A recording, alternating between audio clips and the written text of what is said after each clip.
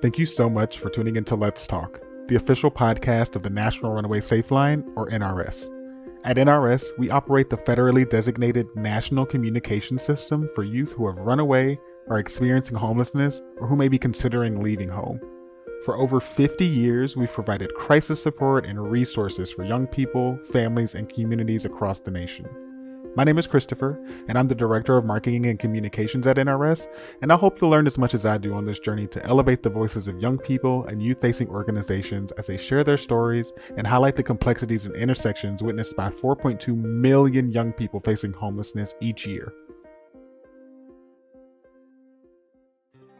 This episode of the Let's Talk podcast is brought to you by Greyhound, the official partner of the National Runaway Safeline's Home Free program.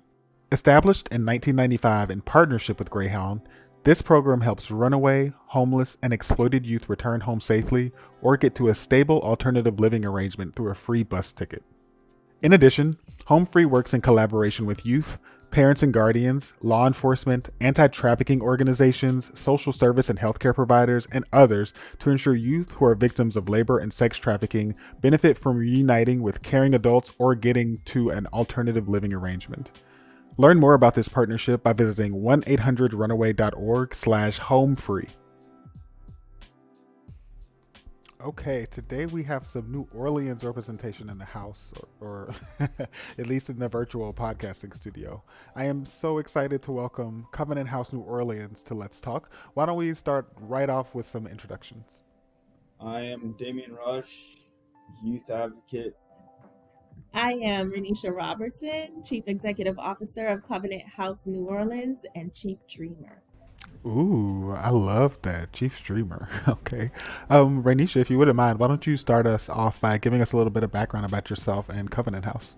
Yeah, so Covenant House New Orleans is a part of a federation of organizations supporting individuals, young people ages 16 to 22 who are experiencing housing insecurities, may be unhoused or insecurely housed or unsheltered.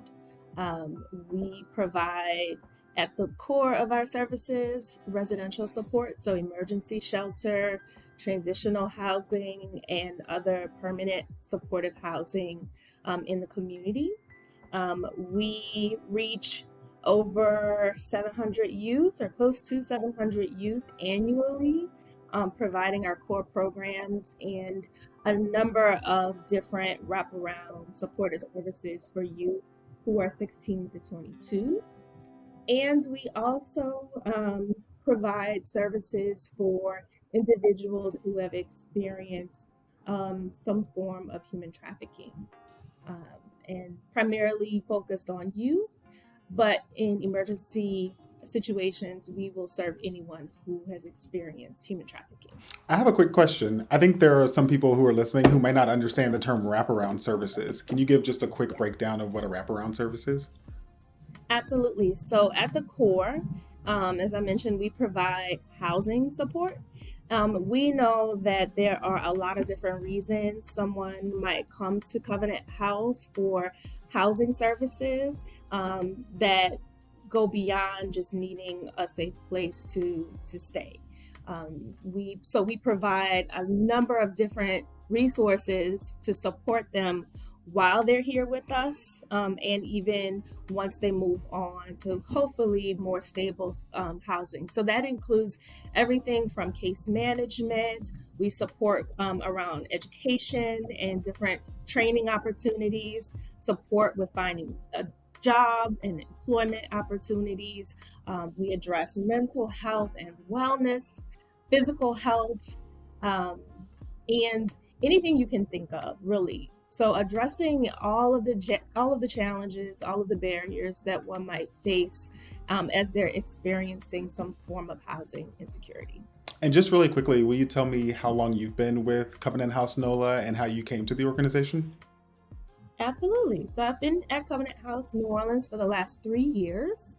I am a New Orleans native and have been working around supporting communities in the New Orleans area for close to about 25 years, and especially supporting an adolescent population, which is kind of where I have done the majority of my work, providing prevention services, supporting young families and different communities of color, LGBTQ plus youth, and just young people as they are developing and growing, and hopefully providing all of the supports to help them thrive as young adults. Amazing. And Damien, why don't you tell me a little bit about yourself? Well, I've lived at Covenant House for a while, about 10 months now. Came here from Illinois, but honestly, I've lived all over. So I was at my mother's before this. Family life wasn't exactly the greatest, nearing its end, which was only 6 months time span. I have a habit of, I guess, not caring about stuff. So my mother basically gave me a choice of where I would go. I chose where I wanted to go by bus and came here to New Orleans because I had been here before. Did you know anyone in New Orleans when you got here? Covenant House, actually. I had been here once before, so it's familiar, I suppose. How did you find out about Covenant House the first time? That is a long story considering I walked from Biloxi, Mississippi to New Orleans. That is a long walk. Took about 14 hours, maybe. I swear my shins were bending every step. It was not fun. But I slept my first night in New Orleans. First time I was here on. Technically, I didn't sleep. I had one open. I was on Bourbon Street, and that next day it was going to rain, and I went to an RTA person and was like, "Hey, do y'all know anywhere that has like a homeless shelter or something?" And the person pointed me here, and that's where I came. And they're good people. Always watch out for others. One of the things that makes Covenant House great. So. You use a term I'm not familiar with. Can you tell me what an RTA person is?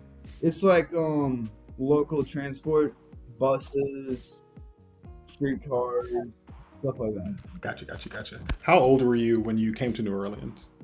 So the first time I was 19. Now I'm 20, about to turn 21. So you've been at Covenant House for 10 months. Can you give me kind of a general overview of like what the experience has been like, or like the things that are happening there that make you feel comfortable enough to stay there? It's a varying experience, honestly. I sometimes joke around saying it's like reliving my high school years. People come and go, it's expected. But when you're here, they do what they can to help. In general, it's really up to you whether you want to get the help or not. But if you accept the help, they're great with what they do. Sometimes it can take a while just because they're busy. It can get packed, but it's a good place. Do you feel like you've made like friends with other people who are using the like programs and services at Covenant House? Yeah, the roommates generally we get along. I've had some people who just don't like me and to stay away, but what do I care? I normally stay to myself anyway. I feel that. The thing about Covenant House, barriers are there only when it comes to language and stuff, and they can get that kind of thing taken care of. So I have a question for you, Rheneisha, if you don't mind. What are some of the, like, you're a New Orleans native, so can you tell me if there's anything that you identify as unique to the New Orleans experience for a young person who is struggling or looking for support? Well, I think, as you said, New Orleans, there definitely has to be some unique qualities, and there's usually a number of draws to this location. That's what we hear within the Federation of Covenant House sites. New Orleans is a very unique place, a very rich culture. We are actually even proximity geographically to the very famous French Quarter, which can be a scary place for our young people or anyone, but also is rich in the culture of New Orleans. I think for me, culture has always been important to infuse or integrate into the services that we provide here, because not only do our young people need just the direct care, they also need spaces, safe places where they can receive love, support, feel respected. Mm. We always say we deliver our services with unconditional love, absolute respect, and relentless support. That is at the core of what we do and what we strive for. That's not unique, I think, to Covenant House Mm-hmm. as a federation, but certainly I think here in New Orleans we live and breathe that. And that's very heavily embedded in the culture, the rich culture of New Orleans. So that's, I think, pretty unique. Would you say that the culture in New Orleans is pretty accepting of young people who identify as queer or LGBTQIA2S plus on the Yeah, spectrum? yeah. I think that's always been a draw for New Orleans, even in a very, we're considered part of the Bible Belt. We're considered, part of the South, and sometimes considered very conservative in Mm. views. However, New Orleans has always been recognized as a place that is accepting and inclusive and supportive, and attracts all individuals from many different backgrounds, many different lived experiences, um, in all of the strengths and beauty that we all present with. And so I think that that's definitely unique to the culture of New Orleans. It's celebrated, and Mm. it should be celebrated. We all should be Absolutely. celebrated. So that is also very important here at Covenant House, that all of our young people feel affirmed, that they feel accepted, that they feel welcomed, that they feel loved and supported. Mhm. Do you have any data about the number of young people who identify as queer that use the services and programs at Covenant House NOLA, even if it's anecdotal data? Yeah. In our last fiscal year, I think about a third of our youth, of the close to 700 youth that were in our core programs and services, 26%, so almost a third of our youth identified as LGBTQ plus. That's Pretty huge. That is significant. really sick. I mean, I hear closer to 10%, and even us, like, we can identify that 10% of the young people who are willing to identify their like gender identity or anything like sexual orientation, it's closer to about 10%. Um, wow, that's like huge. That's actually like really impressive. Would you say that there's a difference in the way that the services are provided, or that the is there a different approach when working with a young person who identifies as queer? Well, I think all of our young people are treated with respect, with love. This is a very inclusive environment. Um, we believe in equity, not necessarily all about equality, right? Because everyone comes as an individual with unique needs. But we also understand that certain groups or subpopulations of the general community of Covenant House may have similar and unique challenges, needs, and there might be trends within communities, and we want to be sensitive to that. So we try to create programs and activities, events that speak to not only the unique needs or barriers of communities, but also that affirm individuals' identity. That's important. So we have events that are inclusive and for everyone, for the entire community, and at the same time might really celebrate the beauty and unique qualities of our LGBTQ plus youth. Damien, do you feel comfortable at all sharing? Actually, let me back up a little. I forgot a question earlier. Is have you ever used any supportive services outside of Covenant House, whether they were like helpful or not? But almost especially if like you like reached out to someone and you didn't feel like you got the support you needed. I've been in therapy about 3/4 of my life. It's just, it always comes and goes. Fair. So really, then it doesn't really have like a huge impact on like your needs or anything like that. It's just kind of a thing that is. Yeah, it's just there. It's the best way to describe it. Do you have any other like people outside of Covenant House or even within Covenant House that you consider to be like your chosen family? I honestly don't really talk to many people, so the most I really talk is inside Covenant House, and I normally stay to myself. I have a few people I talk to a lot. My roommate being one of those, we hang out a lot. My cousin, I call her a lot. With that, do you feel like the like Covenant House has helped you be more open and receptive to like being or communicating better with those two people? I didn't really start calling my cousin as much as I have been these past few days. Still just the past few days. And my roommate, I guess it's just he and I get along. I see him like a little brother, I guess. But yet he's older than me by a year. So, well, let me put it in the sense that he's a little older brother. My sister's 7 years older than me, and I call her my little sister, mostly because she's also a foot shorter than me. Yeah, that's part of what it is. But I guess it's the energy about him too.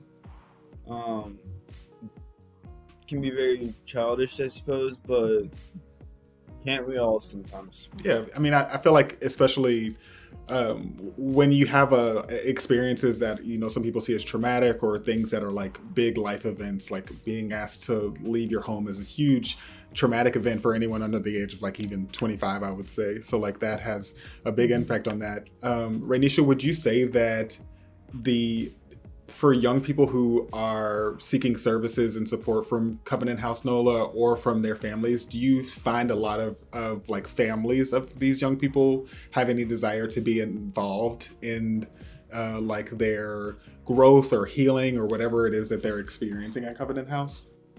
Yeah, I think that's a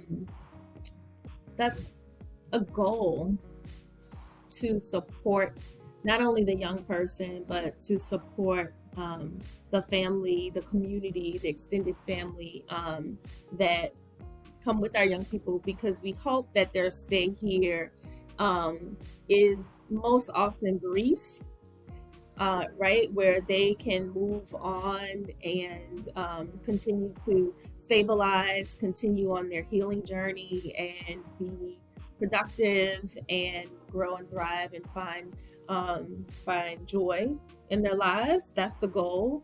So we want to make sure that once they leave here, they have a community, a family to go back to that has been a part of the healing process. And so we often, not initially, but at some point, we hope that we can work towards reuniting families by working with the individual, like working with the youth through therapy and emotional support services, wellness services, and that we can work with families if they're willing. And even when it's not initially something that is on the table, or sometimes may not be the best way to start the healing journey, there's a lot of work to do. We hope that eventually we can get to a point where we can involve family members, extended family, friends, and new community members that may become a part of a chosen family for our young people once they enter into different communities. So that's definitely part of the goal setting when our young people work with their case managers to develop their individual success plans. Um, and oftentimes for our LGBTQ plus youth, they have specific case managers that really understand some of the unique challenges or circumstances, lived experiences that they've had. And so they work very closely with that case manager one-on-one to make sure that all of those issues and needs are being addressed. I love that. Yeah, it kind of brings me back to what you were mentioning earlier about the wraparound services and why it's so important. Can you just give a brief explanation of why it's so important to not only support people through the process, but to make yourselves available and supportive afterwards? Yeah.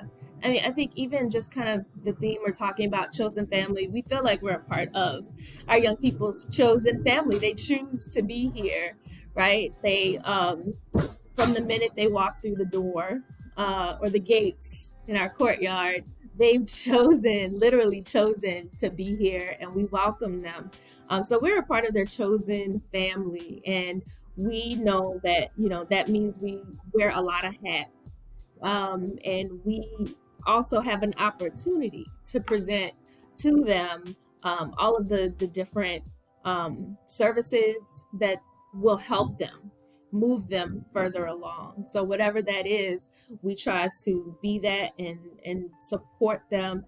Sometimes as a stopgap, sometimes as a platform, sometimes as a springboard. Whatever it is, we try to meet our young people where they are and just be there for them. So I know you mentioned before, like obviously the goal, like in a perfect world, it'd be kind of like someone comes in, uses the services, is a very like short stay, and then there's like lots of healing done. But realistically, that's obviously not going to be everyone's case. Maybe it's better if I ask you this question, Damien. Like, what do you see being like, kind of like your goals with Covenant House? Do you like expect that you'll spend a longer period of time with there? Is there anything in particular that you're working on? Like I know you mentioned earlier, like you are kind of perceived as like not caring as much, but do you feel that way about yourself? I suppose it's more. I have a tendency to be rather apathetic. But I've been working on getting my information to get a job for a while now. Birth certificate, ID, social security card, that kind of thing. And you guys at Covenant House have like services to help people obtain those documents, even if they are underage, I'm guessing? Yeah, definitely. And I'm just gonna take the liberty to shine a little light on Damien because I think um, he's done a lot in 10 months that he's been here. And I think his journey is like a lot of young people's journey. Even when, they're starting off at different places, there are lots of opportunities to build on what already exists. There are a lot of strengths that they come here with. And so we just find ways to pull that out. And it looks different for everybody. Everybody has different personalities. Everybody has different strengths, different talents. I've seen over the last 10 months growth, a lot of growth, even in the ability to just at a young age be expressive about what you're learning about yourself and how that's going to help you on your journey. I don't think I could have done that at 19. I know I couldn't have done it at 19, 20. So that always is very impressive to me, the strength and the persistence that our young people come here with, the determination to set goals, even when we may, miss the mark sometimes, fall a little short. Just the ability to regroup, to learn, and to grow. That's really the human experiment. That's the human journey. We're all doing that. But to be able to do that as young people that have experienced a lot of challenges is always very impressive. to me and deserves a lot of celebration. So just take the liberty to say that. I think he's not sharing all the really great things that he's done so far, but is truly remarkable. I mean, in the topic of relationship, I'd say there are barriers, but that stems from childhood trauma. So I wouldn't say that no one else got it. And I know there's plenty of other people that have stuff like that. It's more of a you end up talking to them, and it's just sometimes you don't even mean to. They can be stubborn, and in all honesty, I'd say that's one of the good things about it because they know when you're hurting. I can say they're very good at noticing when someone's depressed or something like that, and they are very good at getting someone to talk. Do you feel like you feel more comfortable opening up to the like staff and the like people that you are closest with at Covenant House? It depends on how far down in the hole of depression I am. It also depends on how much sleep I've gotten. But I would have to say their best method of getting you to talk when you're depressed or something, they're just stubborn about having you talk about it. I'll put it that way. You end up talking about it and you don't even realize it because you just get tired of it's entertaining, but I'd say it's a good method. Do you have any other like people who identify as queer in your life? Actually, yes. My roommate, the one I told you about, a good friend of ours. That's really about it. How has their like relationship with you played into your own like growth or understanding of what it is that you really like want out of life, or really like how to set goals? Or do you feel like you've gotten there yet even? I'm not sure. I mean, I tend to go through life moment by moment.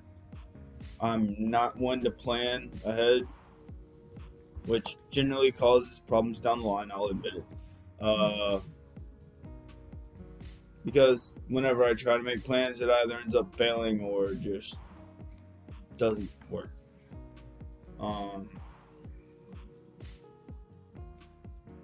To be honest, I'm not sure what I want in life. It's one of those things I still haven't reached that point yet. Do you feel like that's a bad thing? No. Okay, good. I was gonna say that's not a bad thing. I understand that. Hell, I could probably be 30 and still not know what I want out of life. I'm 33. I decided this morning that what I wanted out of life is completely different than what it was yesterday, and that's just kind of how it is sometimes. There's like no barometer or no measure for like successfully planning out. I'm also like not a planner.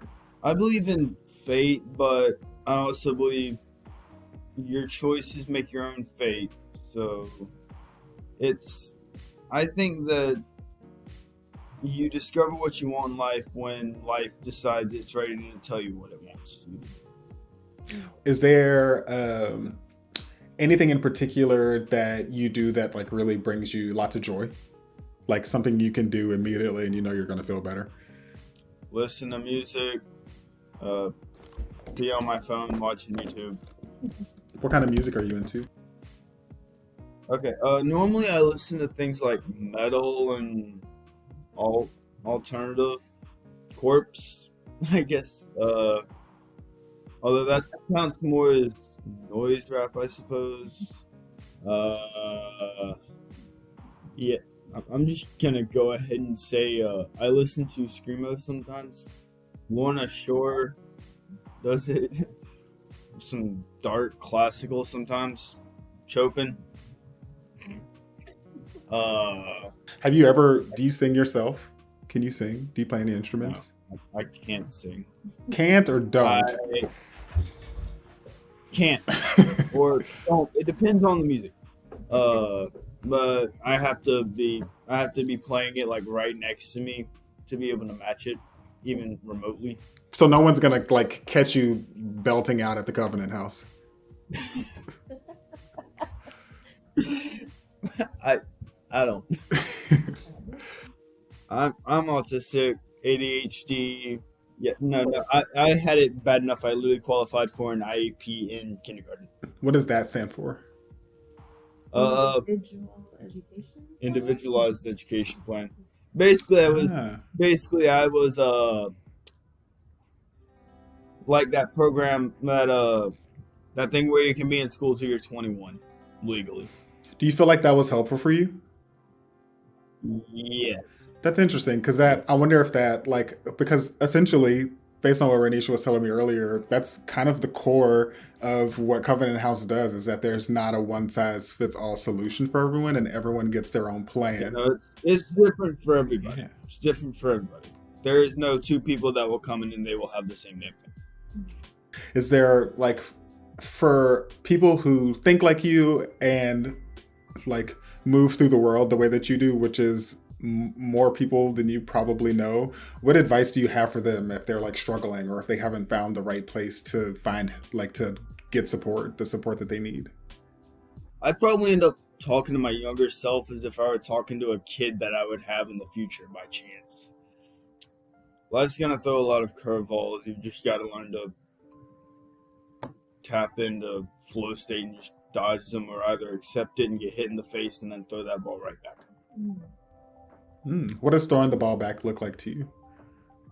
Like life giving me lemons, me licking lemonade and pouring that lemonade into life size. Nice. I like that perspective. I mean, because most people, that question tends to be a really difficult question for people to answer. It's I think earlier I asked you what do you want out of life? But that's kind of what I was getting at, is what is really the secret to getting yourself out of a funk, getting yourself out of a depression even. It sounds like you're really good at understanding your own depressive state and figuring out a way to climb out of that, or at least allowing other people to help you out of that. Do you feel like that's always been the case, or do you feel like that's something you've learned more recently? When I'm in a depressive state, honestly, what I do is I just accept the fact I'm in a depressive state, stay in that depressive state, ride it out, and then get some caffeine in me about 2 or 3 days later, and I'm fine. But then again, that all depends on how bad the depression is. There are times where I'll go 2-3 nights, no sleep the day. Yeah. Talking about your cousin and your roommate again, is there anything that they do really well that helps you process or helps de-stress or anxiety, or is it as simple as just being a listening ear or being a distraction even? My roommate is a distraction, I'll say that. Is that helpful? But sometimes, rarely. He causes me a lot of stress. That's why I look at him like a little older brother. But is that stress, do you feel like that's better than... It's entertainment stress. There you go. Okay. That's what I'm looking for. I like that. Yeah. It's the stress of, why are you like this? What is the last question I'll ask is, what is your, if you could show any type of appreciation or to them, what would you say to them? Thanks. I'm not really that great at showing appreciation. I show it in my own way, I guess, so I never really pay attention to how I show it. It's shown when it's shown in the way that it's shown. It's the best way I can describe it. Nice. I mean, you said thanks, which is more than most people do. You'd be surprised.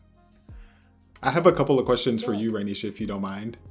What are some of the things that, as a community, especially in New Orleans, a place that it seems like a lot more celebratory of some of the things that are feel prohibitive or restrictive in other areas, what are some things that can be done in your community to support, especially like queer youth that are facing homelessness or any of the intersections? Because you brought up something important earlier, which is that like a lot of these things are just kind of intersections, and there's a much bigger problem at hand. So again, sorry, what can the community do to better support, especially queer youth, whether that queerness is a barrier or not for them to like show support in your area? Yeah, I think affirmation is important. And I think New Orleans does a pretty good job of affirming our LGBTQ plus community through celebration. We are the town of festivals should be really the name of New Orleans, and this is prime festival season because of the nice weather before it gets too hot. Um, and we do, I think, a pretty good job as a community of affirming just the LGBTQ plus culture, of uh, freedom of expression and inclusivity, and just affirming that is so important, especially for young people who are still learning and coming into their individual identity, and the freedom to, be in a space of learning, discovery, and acceptance. And so I think creating those spaces for young people to do that is so important for all of our young people, and especially for our LGBTQ plus youth. And so I think as a community, just the willingness to embrace and affirm all of our young people, and especially our LGBTQ plus youth, regardless of what our individual ideology or philosophies or, individual values or any of that. Just being there to embrace and affirm our young people is one of the best things that we can do. I think also making sure that we offer resources in many different forms, for young people to have access to. For our LGBTQ plus youth, affirming spaces is really important because they're often, as you mentioned earlier, rejected, or not accepted in spaces that should be familiar and should be safe. And so the need to create those community spaces are critically important so that as they are, I think, really embracing their own identity, that they can do it in an environment that feels safe, that is safe, and affirming and accepting. So that's also, I think, really important. And just again, resources, making sure that the community has resources available to our LGBTQ plus youth, in spaces, in support, in resources, addressing the needs, as you mentioned, and this is very intersectional. So for our young people who are not accepted because of their identity, then making sure that that intersects with all of the resources that might be needed. So housing, mental health and wellness, education, increased awareness, all of those things are really important. So making sure that through all of our various systems that these young people interface with, that there are um, intentional acts of service to support these young people and whatever their needs. Do you have any specific examples? And it could be from your experience at Covenant House or before, because it seems like you actually have a great amount of experience with young people. But can you give any specific examples of ways that chosen families have really stepped up and made a big difference in someone's life to make sure that they felt supported or that they were on a track that felt like appropriate for them to grow or things like that? Yeah, I think mentorship is a really great example. We just celebrated the reopening of our Pride Center in the community. That's, I think, really important. And again, another great example of physical space and creating space for our LGBTQ plus community and our LGBTQ plus youth, specifically where there's access to safe spaces, mentorship, supportive spaces for our community. That's a great example of a way that a community can um, provide those resources and embrace our young people in a very tangible way. And I've seen that more recently and through partnership with places like Covenant House that serves, a third of our youth, our residents are LGBTQ plus. So it's important that through partnerships we're able to offer those services and provide those safe spaces. Do you have like any vision for what Covenant House would be, like how they would operate 10 years from now versus how they operate today? Or do you have like any specific goals for the organization? And that can be for either one of you. I mean, we have a vision as a federation to end youth homelessness as we know it today. And we are doing that through providing interventions, preventing young people from entering into a system of addressing homelessness. So hopefully being able to make those interactions very brief or preventing them from happening at all. And then restoration is what we're calling our aftercare. So once those individuals have had an encounter or brief encounter with experiencing housing insecurity, that we're able to provide all those wraparound services that I talked about in an environment that will help keep them stably housed. So our vision at Covenant House New Orleans is that we can continue to do that through all of our resources and services and providing the safe housing with all of the wraparound support. We can continue to do that. So sustaining that, as well as just with our residents, finding new innovative ways to continue to meet their needs. Right? Like it's again what we're learning. It's not one size fits all.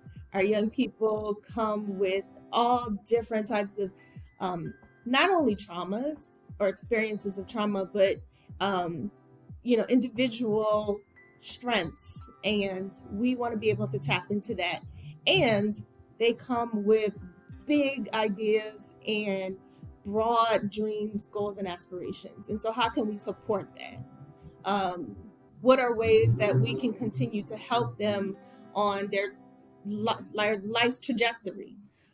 Right? So, it's not just having a house, it's owning a house. It's being able to find a job that turns into a career that creates an opportunity for them to pay it back. So, what's our role as their chosen family throughout their life's journey when they need us the most, and then when they need us less, but still need us and want us to be a part of their lives?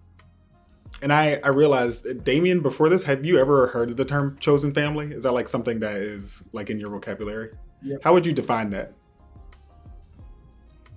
I would define chosen family as someone who you're very close with and have more trust than you do on normal friends and things like that.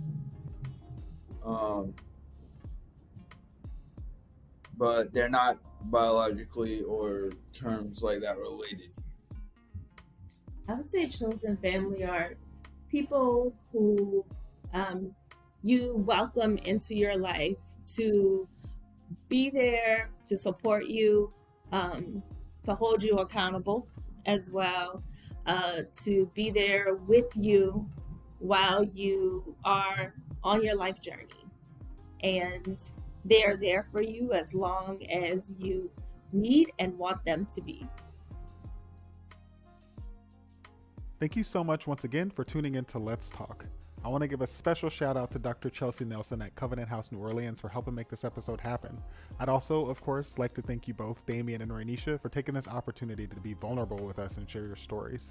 Please take a moment to check out the description for this episode to learn more about Covenant House, their incredible life-saving programs, and some of the cool events they host throughout the year. Until next time, I can't wait to learn something new with all of you.